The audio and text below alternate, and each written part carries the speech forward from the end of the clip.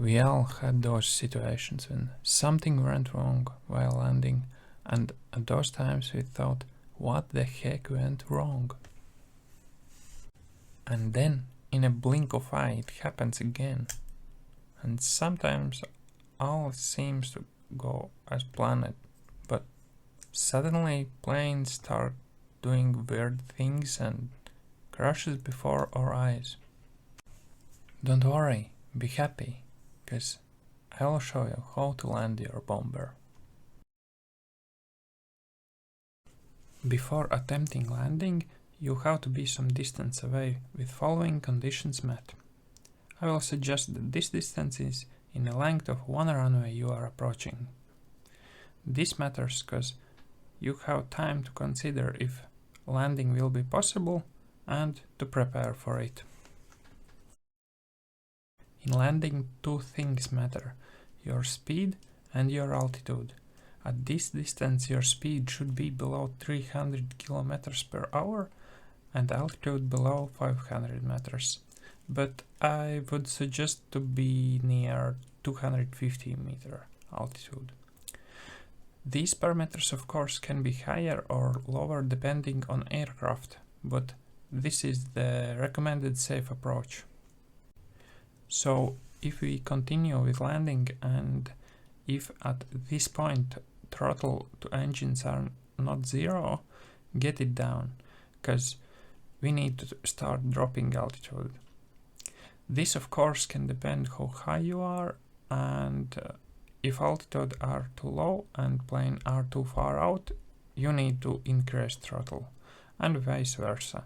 In this way you can adjust along the way.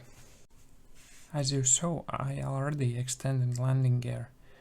This you had to do before runway in a way that you have some extra time left, and I am pointing this out because there are some aircraft whose gear are extended really slowly and can take up to 20 seconds, so you can do it in the last moment.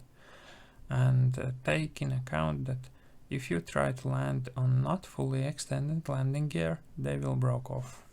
Once you are near runway, extend your flaps, so those will help to slow down your plane. And once wheels are touching down on runway, start using brakes to slow down your aircraft. But be aware what type of aircraft you have, because as example this aircraft can roll over if brakes are heavily used.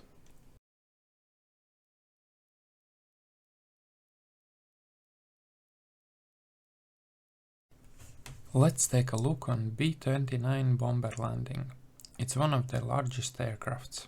Some bombers have really good gliding ability, and B-29 is one of them. Of course, that means it is easy to stay airborne, but it's a stick with two ends.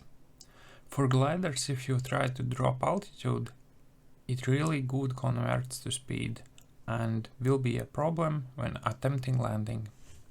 At this moment I realized that speed is too much and I had some altitude left to drop, and together with the fact that B-29 glides well, I decided to make a loop to drop the speed and attempt the landing second time afterwards.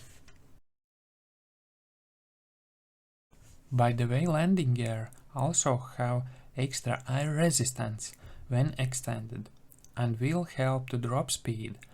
But you had to be careful at what speed to extend those.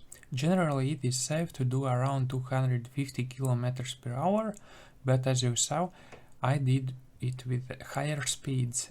It depends from aircraft to aircraft what speeds landing gear can handle. Even I fly quite often with B-29s, I kinda messed up here, cause as you can see I touched the runway for first time only in middle. You should aim at beginning of it, cause the sooner you touch the runway, the sooner you can start braking and stop aircraft safely.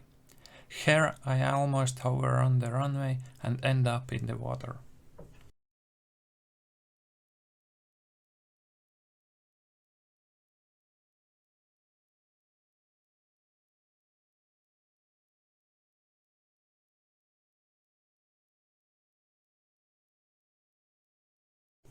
Let's take a look what happens with too high speed on landing.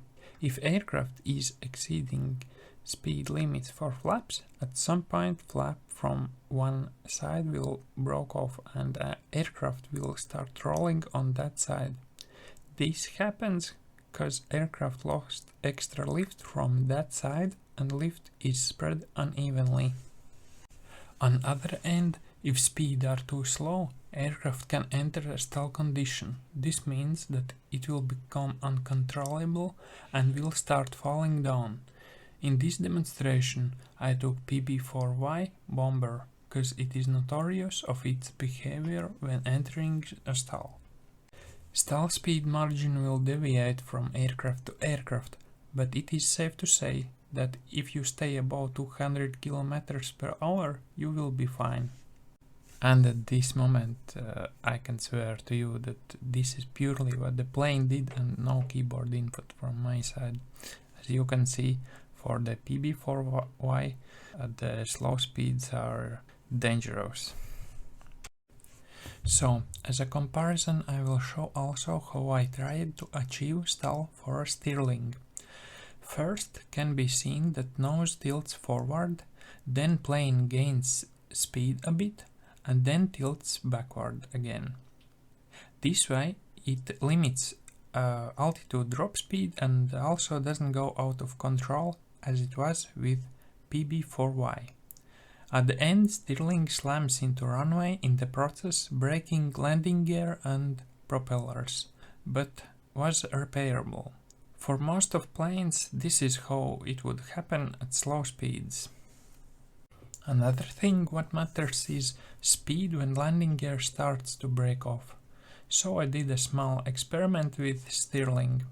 As you can see, I gradually increased speed and around 280 km per hour landing gear failed. I repeated this also with PB4Y and results was same. So that's all for now. I hope you get something useful out of this and I wish you good bombing. See you next time.